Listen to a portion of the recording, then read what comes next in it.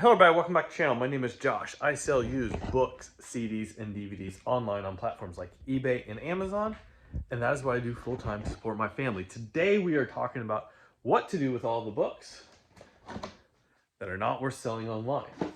All the CDs, all the DVDs, what we very nicely call duds, things that are not worth selling individually online, how to monetize them, how to get rid of them quickly without wasting a lot of time. One of the biggest mistakes I see people do when they start this business is spending way too much time and energy and thoughts on just like dealing with all the junk, dealing with the stuff that is not worth selling individually. Don't spend time on it. So, if you are new to this business, if you're new to selling books or CDs or DVDs, because we're going to talk about all those today, I suggest in the beginning, unless you really need the cash flow and unless you don't have money to go buy other newer, better books, don't spend time on them. Yeah, absolutely. If you have no money to go buy better inventory, if you don't, and you need that cash flow, do some of these things I'm talking about. But at the beginning, don't waste your time with this because it's hard to do. And you've got to have systems in place that actually work. I'm going to take you through my systems today that actually work for me and my business. They help monetize quite a bit of this. And then I'll talk about how I quickly get rid of the stuff that is not monetizable quickly. Everything is monetizable, but not everything is monetizable quickly. You have to be constantly thinking about what hourly rate am I making by doing this activity. And also some activities have an extra benefit of networking and stuff that you can't write that down on a formula and calculate that. And I'll talk about some of those things I do that are because of that.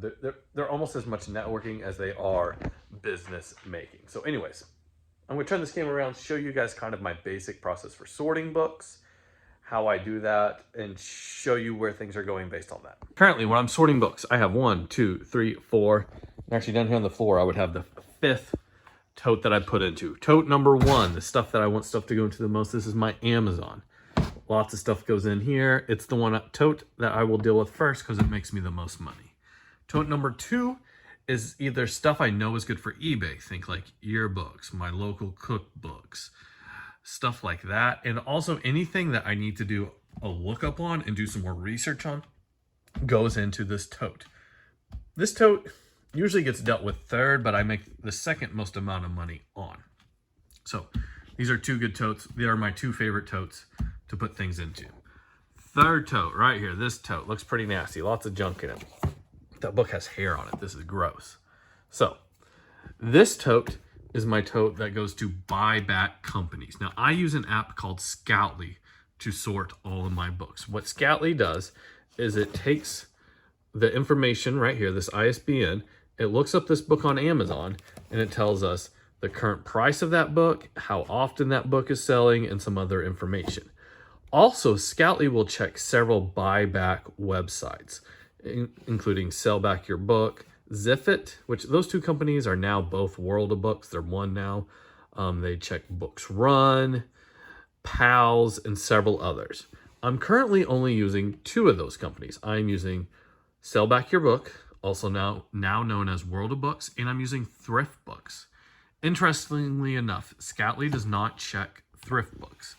Thrift Books is not good about sharing their database with other companies. So what I do is everything that some buyback company would have accepted, I'm going to scan this for Thrift Books. The reason I do that is I found Thrift Books pays better than anybody else. They do not accept as much as Sell Back Your Book, but they do pay better. So what I'm going to do with this tote next is I'm going to take it to the computer. I'm going to open up in 2 different tabs, Thrift Books and World of Books. I'm going to scan this for Thrift Books. If it's accepted by Thrift Books, it goes in the Thrift Books pile.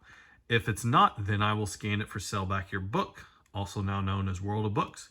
If they accept it, it'll go in that pile. If not, then it goes into my next pile. These are books that are either got good content, like science fiction paperbacks, or they're just in really good condition, maybe more popular stuff. Also, any Native American stuff I will save for this pile. Here's a nice copy of a children's book. This stuff is my trade-in pile to go to local bookstores. I have 2 small independent local bookstores that I work with and I take books to on a regular basis. I do not make a ton of money doing this. Oh wait, real quickly, let's talk about over here. Over here, I make right around $30 an hour when I am scanning in those books. I have timed it several times, and oh man, that book is terrible. I need to throw that away. That is gross. I make about $30 an hour when I'm doing this, and I'm happy with that. If I was making anything less, probably would not be, but $30 an hour is about what I'm making when I'm doing this. This stuff, it's hard to say exactly how much I'm making. I've got one bookstore where I drop off 4 milk crate fulls a week, which you can see here. I've got 2 weeks worth stacked over there. And I've got another, and they give me trade-in credit. Let's talk about the trade-in credit. Their trade-in credit is not that great. So basically I can use that credit for 90% of the price of the book, and I get 10%, and then I have to pay the other 10% in cash. You know what? It's not that big of a deal, but by me taking them books every week, I am in my local community talking to other booksellers, always at the top of their mind. So if other book deals come across that they can't do, they can shoot them my way. So it's also networking, and you know, we're getting some good trade-in credit. And I'm using that credit. I'm turning that $40 of credit really into usually like $120 worth of book sales at least, usually more. So $40 in credit doesn't mean $40. I will also take books to another local bookstore that they will give me cash. I take 3 totes at a time. Usually they end up taking 1 out of 3 of the totes worth of books and giving me like $60-ish, and I'm usually there for like 30 minutes. So that's a good use of my time. So that is what I'm doing. Now, lots of other books are not good for that. Maybe they are water damaged. This one I know had some water damage on it. I can feel it. It just feels wet, you know? Maybe it's this Betty Crocker biscuit thing. Maybe like the cover is just like completely falling off or something. You just see this like excess wear. For whatever reason, it has ended up in here, and that's just got water damage.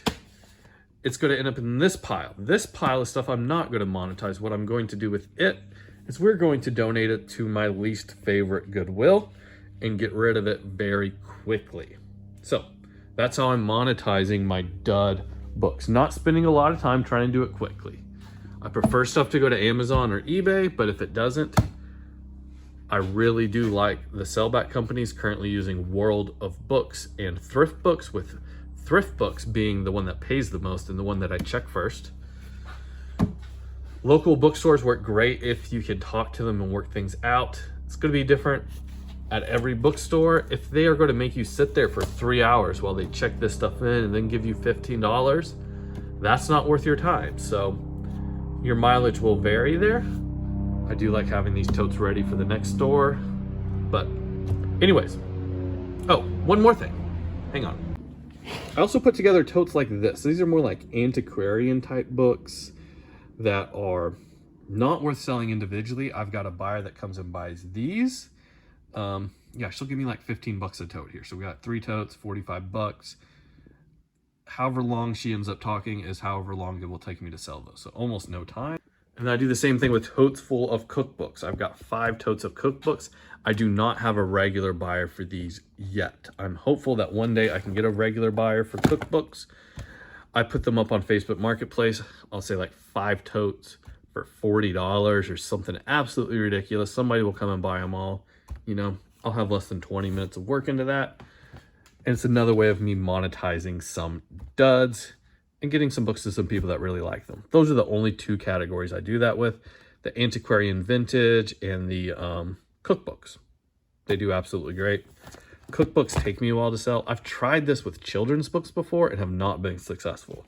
But if you've got any suggestions on other types of books this would work with, I'd be open to it, because it's something I like doing. I don't know why I like doing it, but I do like doing it. All right, let's talk DVDs now. DVDs and CDs, the process is fairly the same. Scoutly will once again tell me if they're good for Amazon or if they're good for eBay. I do not put very many on eBay at all. Majority of stuff is going to Amazon. Also, World of Books, Sell Back Your Books, they will buy some of them, and I do send them some, but the majority of my duds are going into giant lots. So we've got like, I think almost 500 DVDs here. I just put this up on Facebook Marketplace, this lot for $100. Maybe I did 120. I can't remember. I usually try and stick around like 15 to 25 cents per DVD when I'm putting those lots up, and hopefully somebody comes along and wants it really soon. CDs, I do the same type of thing. Currently, I have a buyer that just buys all the CDs at about 20 cents a piece. So I don't even have to worry about that. Like, I don't have to make that listing anymore. And that's one of the things you are looking for when you're selling these lots. You're trying to find somebody that wants to buy them all the time. Somebody that always wants to buy the copy of Noah every time you got it. You're looking for people either that have like booths and flea markets, booths, like vendor booths, like antique mall type stuff that allows DVDs and CDs. You're looking for somebody that maybe they've got a store and they put a bunch of DVDs and CDs out and they want this stuff. So talk to the people that are buying it from you, ask them why they're buying it, ask them what they do, get those connections made. I am not posting these on Facebook Marketplace just to sell them. That is not my end goal, and I do not, and I hope they don't just go to a random family. That is not who I want to sell to. I'm wanting to sell these to somebody that can be a future connection and will buy all the rest of my DVDs, so I do not have to make listings in the future. My CDs I have sitting back over there. I'm just going to sell them to the guy. One thing that I do sometimes do with CDs is I will sort them by genre and put them on eBay in big lots of like 100 at a time, 50 at a time, whatever that may be. But when I'm doing that, what I currently do, which I'm not doing it this time, if I have extra time, which I don't always have, I will sort out easily identifiable genres that will not reduce the price of the lot that I would sell on Facebook Marketplace. So let me explain that. That was a lot of words. So easily identifiable genres. Christmas music, you can always look at a CD and tell if it's Christmas music. Christian music, you can look at that and typically tell. For me, I can also look at a lot of country stuff and tell that it's country right away. Also, removing those three genres from a lot is not going to diminish its value on Facebook Marketplace. If anything, having that out, also classical, throw that out there. Christian, classical, country, Christmas, all the C's. I pull all of those out. By removing those genres and those lots and posting those on eBay, I can get good money for them there. Well, okay money, like 50 cents to $1 per CD. But by pulling out those, the rest of the lot will look better and it will be easier to sell on Facebook Marketplace. It'll sell a lot quicker and it will sell for more money, even though you've pulled those out. So just throwing that out there. I did not do that this time because I didn't have the time, and the guy is fine with buying them with them in there. So one thing you might try. You could try the same thing for the DVDs. You could pull out the family ones, but posting those on eBay doesn't get you much money.